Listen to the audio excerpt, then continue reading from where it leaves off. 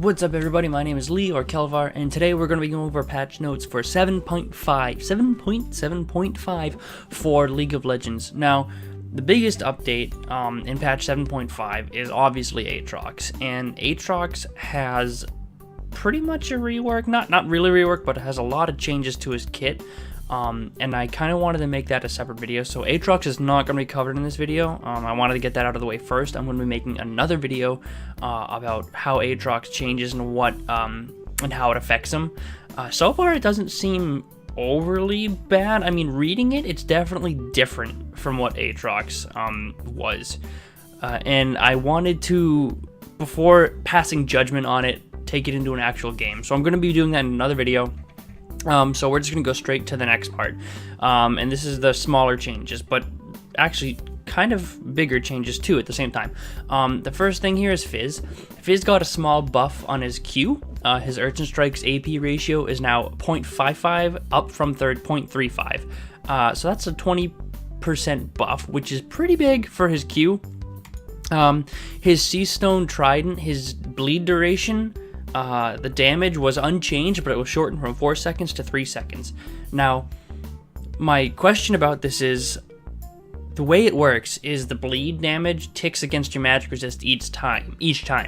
So, is the shorter duration going to mean less ticks but more damage, or is the shorter duration going to mean more ticks, or the same amount of ticks just in a shorter amount of time? So that could affect it. Could be a buff, could be a nerf. I don't really know because it doesn't specify.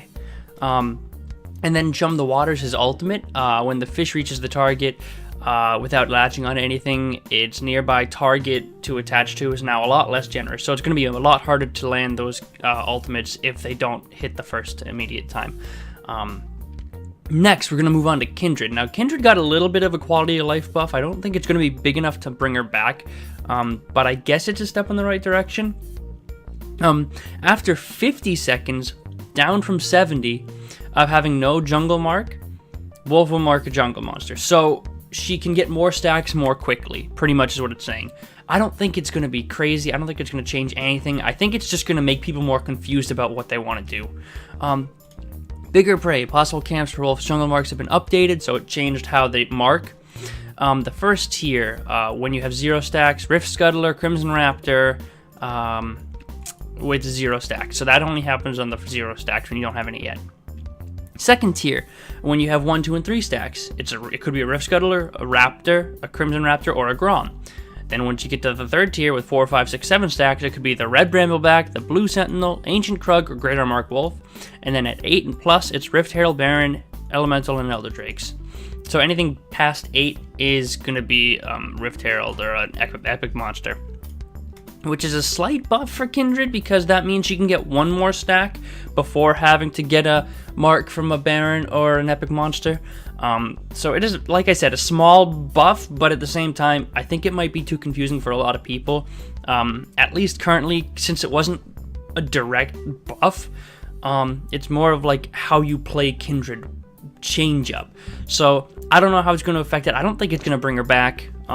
People are going to try it, and I don't know if it'll change anything, but we'll see.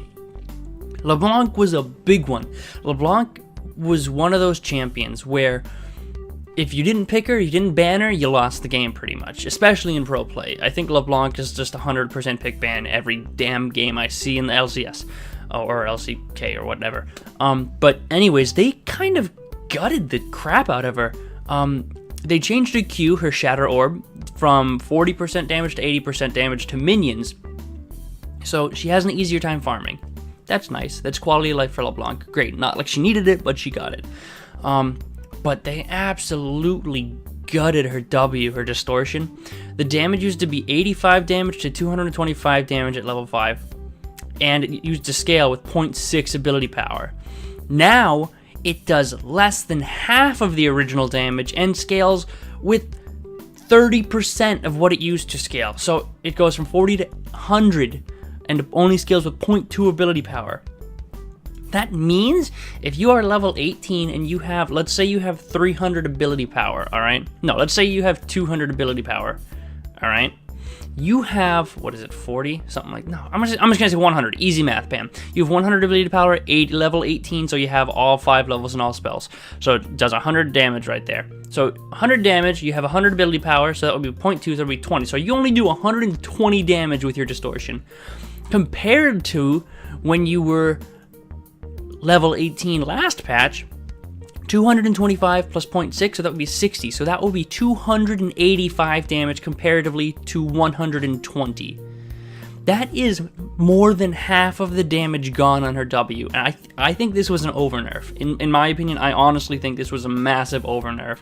And I would be surprised if I see her anywhere. Because, yeah, her W is good utility, or not utility, but good escape. It's good to get away, good to get in and out.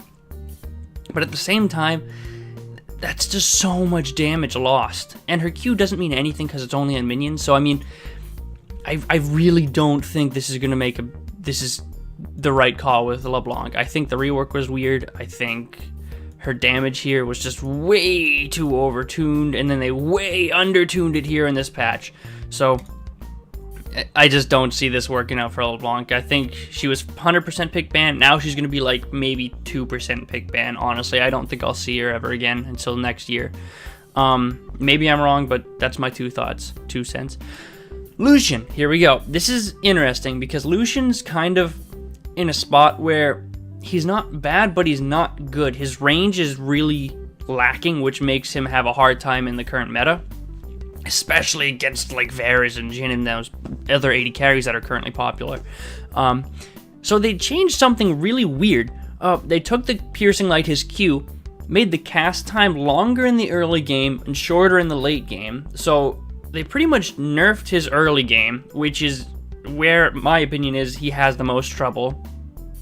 And they didn't change anything about damage or anything. They just changed the cast time on the Q. So a little bit of a nerf that could hurt his early game. Maybe help his late game, but not really, I don't think. And then the W Ardent Blaze.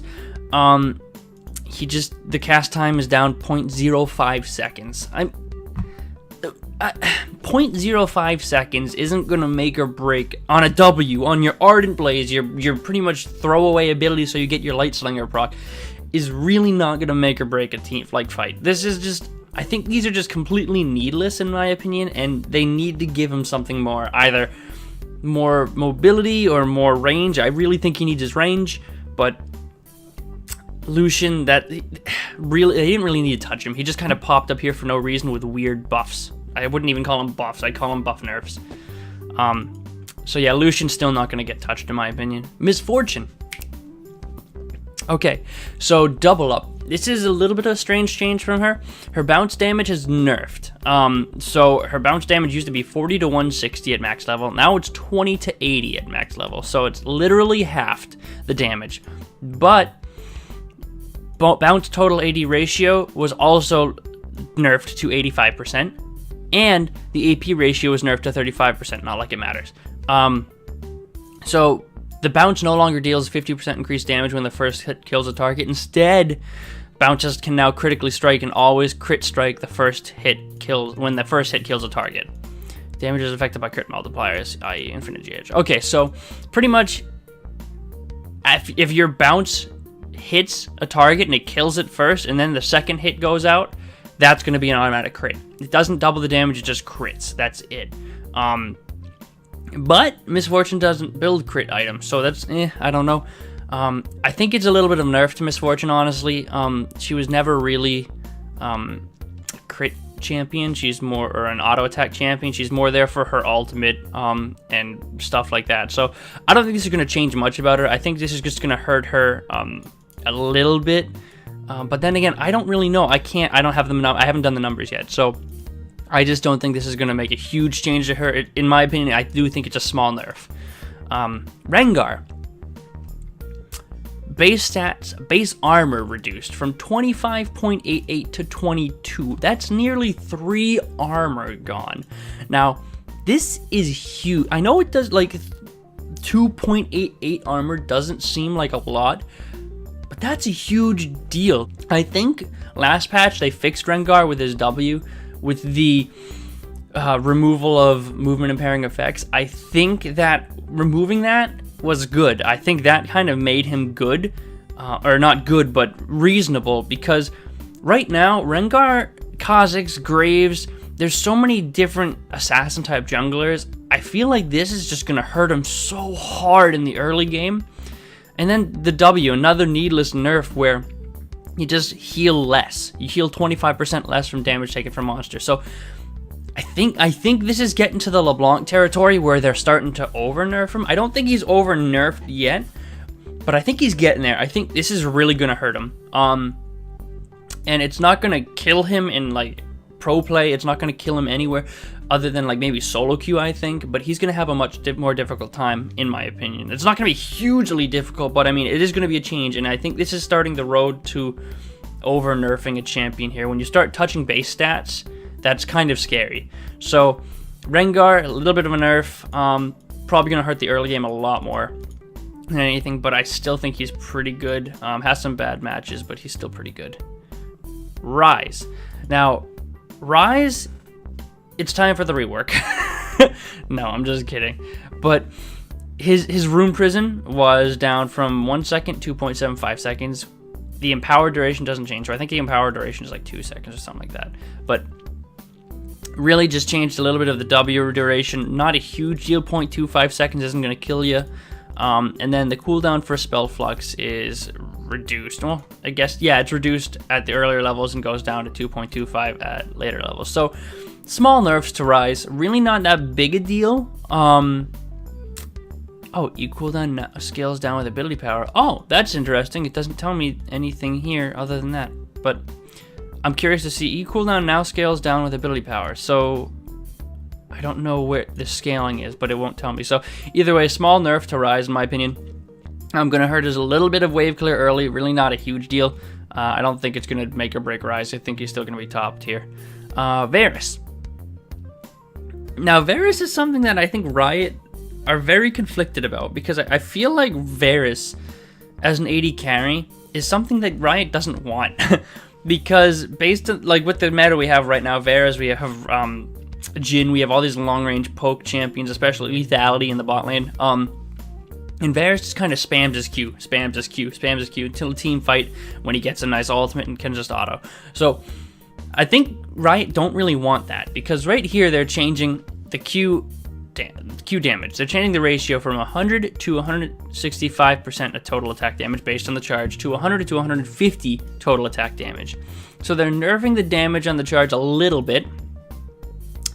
They're nerfing the cooldown just pretty much by a flat 4 seconds all around. And they changed something on how it works. Blight bursting. A piercing arrow's cooldown is now reduced by 4 seconds, reduced by cooldown reduction if it detonates blight stacks on a champion. Now, if you don't know, Blight is Varus's W, which gives pretty much a mark on them, where if you use an ability on them, it pops for more damage.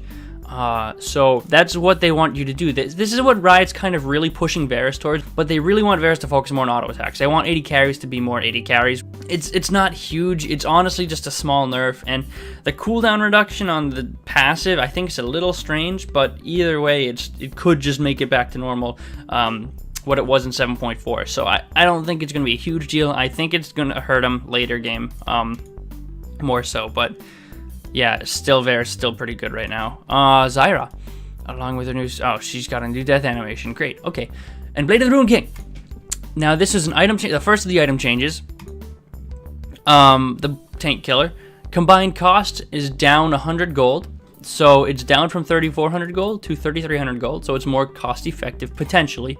So, attack damage 25. It's gaining 25 or 15 attack damage. It's losing 15 attack speed. So, gold efficiency wise, what's a dagger? 300 longsword. Yeah, this is actually pretty gold effective, especially since you're losing cost here, and you're getting lifesteal for 5% lifesteal, so 15% instead of 10. Active damage. So the active doesn't deal 10% of target's max health and physical damage. It now deals just 100 flat magic damage. Okay. Active heal, it doesn't heal you anymore in the buff fix, so they changed it so the passive on hit has a minimum of 15 damage. So Bork did get a slight change here. where it got more attack damage. So this is interesting because this could be used on different like this could be really good on Ezreal because you get some bonus attack damage. You don't necessarily need attack speed on Ezreal because he builds it with his passive, and extra lifesteal is really nice. But I think I like the changes. I think this is really maybe gonna hurt some champions who want attack speed, like maybe a Vayne, possibly. I'm not really sure. I'd have to play around with it a little bit, but this is definitely good for AD carry Ezreal. Alright, moving on. Edge of Night. Edge of Night got nerfed again. Shield duration is down to 5 seconds instead of 10 seconds. And mid-patch 7. This was 7.4. So this is the change here. You have a 5-second shield on a 45-second cooldown now, with 55 attack damage. So this isn't huge, honestly. You just got to be better about managing it. No more lazy running around the jungle with a shield on for 10 seconds. This actually has to be used when you're going into a fight. And it's just more about management, honestly. It's pretty big because people who don't understand how to use it are going to have a difficult time, and I'm going to have a difficult time because, honestly, that's a lot to keep track of, in my opinion. But it is a very strong item, so this is, I think, a good change here. It's just going to be a lot more difficult to adjust to. It's going to have an adjustment period where people are getting used to using it. But it's still, I think, in my opinion, strong. And here's a Masteries. Okay, so this is a good one. Stoneborn Pact, replacing Bond of Stone. This is really cool. So instead of Bond of Stone, where you take, I think, 4% of damage or something like that for another nearby ally, here you gain Stone Skin, which gives you 5% maximum health. So you gain 5% additional health on top of what you have. So that's huge. That could be massive. If you have 3,000 health, what's 5% of 3,150? So that would be 3,150 health. That's pretty big. Stack that on top of like Cinderhulk jungle. And then, hey, listen, your movement and pairing effects mark enemy champions with an earthen rune that heal other allied champions who basic attack them for 5, plus 2.5% of your maximum health over 2 seconds. That mark lasts for 4 seconds. If an enemy is marked by multiple Stoneborn packs, heal from the strongest mark that's not their own. This is gonna be really good for tank junglers, I think, or maybe tank supports, because like an Alistar, oh my god, this could be really good for an Alistar, or really good for like what's a good tank jungle, like maybe an Olaf, or like a tank Olaf jungle, or Zac. Courage of the Colossus is still really good, and it's still probably the top tier resolve mastery over there, but at the same time, this is very strong. Yeah, as like a Zac, as like an Olaf, as an Alistar, you have movement and pairing effects. And using them would heal anyone who attacks them for 2.5% of your maximum health. So, per auto attack. So, if, let's say Olaf has 3,000 health, okay? Olaf has 3,000 health. He throws an axe at an enemy AD carry, or an enemy tank. He throws an axe at an enemy tank. So 3,000 health, 2.5 of 3,000 health is, what, 5% of 3,150. So 150 divided by 275. So that's 75 health healed per auto attack, which is pretty damn good because it lasts for 4 seconds. So that would be, over 4 seconds, you could maybe get like a couple autos in. Yeah, let's say you get 75, 150. You could probably get like 500 or 400 health back just from autoing with this. I don't think it's a game breaker, but I think it's a really cool mechanic to think of now. And it gives different champions different choices. And now Nunu has a mastery because his snowball, and he doesn't have to take like Thunderlords or like whatever. What would we take? Maybe Storm Raider Surge, AP Storm Raider Surge Nunu. He can't even do Courage of the Colossus. Yeah, Nunu really doesn't have any choices, but I guess now he would, because this could be a good choice for him. Maybe Nunu will come back. We don't know. He's not gonna, but maybe he will. Deathfire Touch. Bonus AD ratio was just flat nerfed for 15%, which that's pretty big. That could change Masteries. I don't think it's going to change too much with the Masteries, though. It's just going to nerf overall damage done. I don't think it's going to change champions, per se, and how they're built or how their Masteries are done. But I just think that that is a pretty big nerf to damage, flat out. Warlord's Bloodlust. Basic attacks no longer gain up to 15% lifesteal based on missing health, 50% increase to minions. Moving or attacking will make an attack energized. Your energized attacks have lifesteal and grant 30% movement speed versus it. Moving or attacking.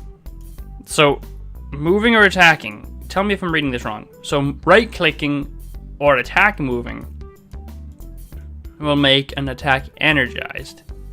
Your energized attacks have lifesteal and grant 30% movement for 0.75 seconds.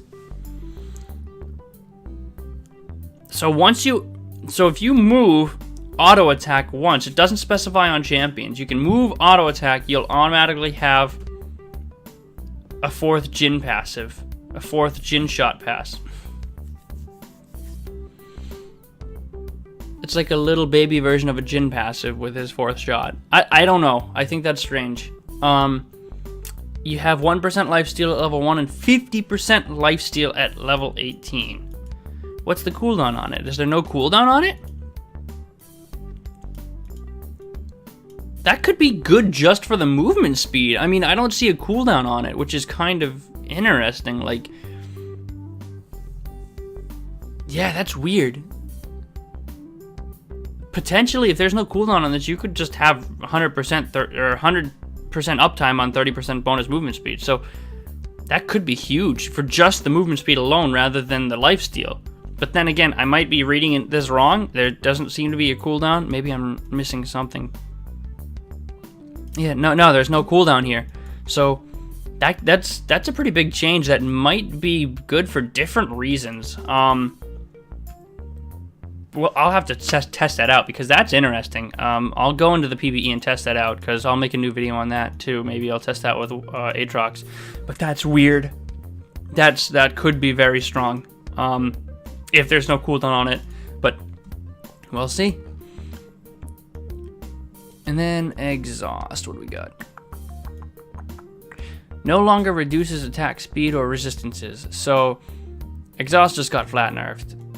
No longer reduces attack speed by 30%. No longer reduces armor and magic resist by 10. So that's a pretty big nerf, reducing the armor and magic resist by 10, and the target's attack speed by 30. That's pretty big. I think that might,